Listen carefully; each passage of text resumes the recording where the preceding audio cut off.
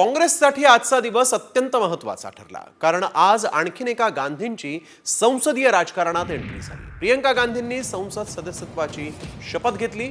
पहिल्याच दिवशी प्रियंका गांधींनी सर्वांचं लक्ष कसं वेधून घेतलं आणि भाऊ बहिणीच्या प्रेमाला मुलाबाही कसा दिसून आलेला आहे, पाहूया या एका रिपोर्टमध्ये।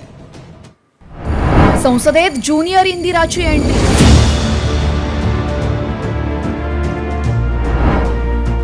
केरळची साडी, हातात संविधान।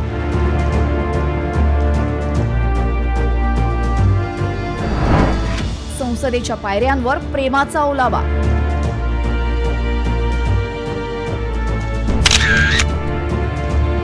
भारताच्या संसदेत आता आणखीन एका इंदिरा गांधींची एंट्री झाली आहे। संसदीय राजकारणापासून दूर राहणाऱ्या एकमेव प्रियंका गांधींनी वायनाडमधून पोटनिवडणूक जिंकत लोकसभेच्या सदस्यत्वाची शपथ घेतली। मैं प्रियंका गांधी वाद्रा। राहुल गांधी लोकसभेत 2 जागांवर निवडून आल्यानंतर त्यांनी वायनाडची जागा आपल्या बहिणीसाठी सोडली आणि वायनाडच्या जनतेनंही प्रियंका गांधींवर भरभरून प्रेम करत त्यांना 4.5 लाखांचं मताधिक्य देत लोकसभेत पाठवलं। म्हणूनच प्रियंका गांधींनी केरळची पारंपरिक कसाऊ साडी नेसून संसदेमध्ये प्रवेश केला। सोनेरी किनारीची पांढरी साडी नेसून प्रियंका गांधींना संसदेत पाहून इंदिरा गांधीच संसदेत आल्यासारखा भास झाला। इंदिरा गांधींसारखी केशभूषा, भरभर चालणं आणि साडी पाहिल्यावर अनेक जण अचंबित झाले।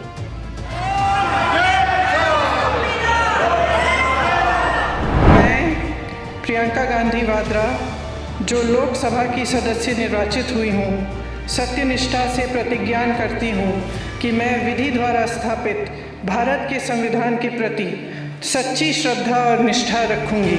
प्रियंका गांधी संसदेत आल्या त्याच वेळी त्यांच्या हातातील लाल संविधानानं सगळ्यांचं लक्ष वेधून घेतलं। लोकसभा निवडणुकीत संविधान हातात घेत राहुल गांधींनी केलेला जोरदार प्रचार, ते राहुल गांधींनी संविधान हातात घेतलेली शपथ, हे सारं काही प्रियंका गांधींच्या हातातील संविधान पाहून पुन्हा आठवणीत आलं। लाल रंगाचं संविधान दाखवत राहुल गांधींनी शपथ घेतली होती, अगदी तसंच अनुकरण करत प्रियंका गांधींनी शपथ घेतली आणि काँग्रेस कायम संविधानाच्या संरक्षणासाठी पुढाकार घेईल असा संदेशच जणू त्यांनी देशाला दिला।